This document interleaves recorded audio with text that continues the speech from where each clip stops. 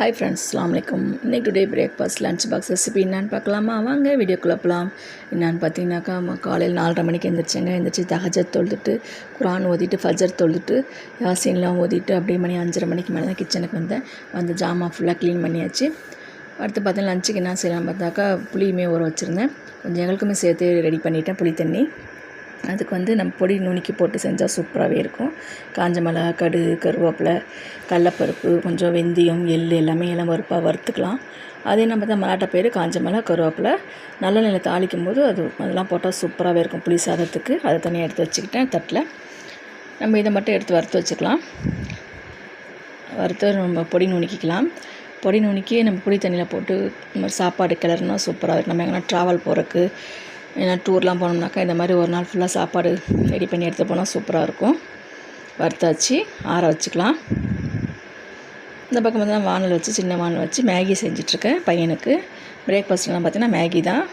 எங்களுக்குமே வந்து உப்புமா செஞ்சுக்கலாம்னு சொல்லி ரெடி பண்ணிக்கலாம். அப்போ அந்த நேரத்துக்கு 8:30 9 மணிக்காக செஞ்சுக்கலாம்னு சொல்லிட்டு அவனுக்கு காலையில் 7:30 மணிக்கு தான் செய்யணும். மேகி மட்டும் செஞ்சு கொடுத்துட்டேன்.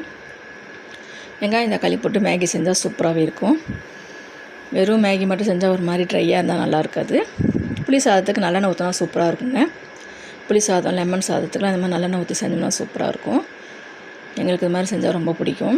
எங்கள் அண்ணி வந்து புளி சாதம், லெமன் சாதம் எல்லா சாப்பாடுமே செம்மையாக செய்வாங்க. சூப்பராக இருக்கும். அவங்கள்ட்ட தான் நானே கற்றுக்கிட்டேன். புளி சாதத்துக்கு இது மாதிரி செஞ்சால் நல்லாயிருக்குன்னு சொல்லிவிட்டு அந்த பொடியெல்லாம் குறப்பாக நுணுக்கிக்கலாம். பாருங்கள், மலாட்டை பயிறு, காஞ்ச மிளகா, கருவேப்பிலை, கடுகு, இன்னும் பூண்டுமே தட்டி போட்டுருந்துருக்கலாம். பூண்டு தட்டி போட மறந்துட்டேன். அந்த நேரத்துக்கு ஒன்றுமே புரியல. பெருங்காயத்தூள் மட்டும் போட்டுக்கிட்டேன். பாருங்கள், அந்த பொடியுமே நுணுக்கி அந்த பொடியும் போட்டாச்சு. போட்டு 2 கிண்டி புளி தண்ணியுமே ஊற்றிடலாம். மேகியுமே ரெடி ஆகிடுச்சு. பாருங்கள், புளி தண்ணி கொதித்து வருதுல. கொதி வரும்போது பாருங்கள் செம்ம வாசனைங்க. அந்த பவுடர்லாம் நுணுக்கி போட்டிருக்கனால அந்த பெருங்காயத்தூள்லாம் போடவும் சூப்பராக இருக்குது. இன்னும் பூண்டுமே போட்டுருந்தா சூப்பராகவே இருந்திருக்கும். பூண்டு தட்டி போட்டிருக்கலாம், மறந்துட்டேன். பால் வந்து எனக்கு காஃபிக்கு தான் வச்சுருக்கேன். பாருங்கள், சூப்பராக இருக்குல்ல.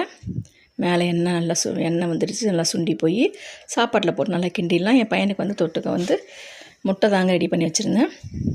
இதுக்கு வந்து வாழைக்காய் பொரியல், உருளைக்கிழங்கு பொரியல், கத்திரிக்காய் பொரியல், ஊறுக்காய், மீன் வறுவல் எல்லாமே சூப்பராக தான் இருக்கும். லஞ்ச் பாக்ஸ் ரெடி ஆகிடுச்சு. முட்டை வச்சு போட்டாச்சு.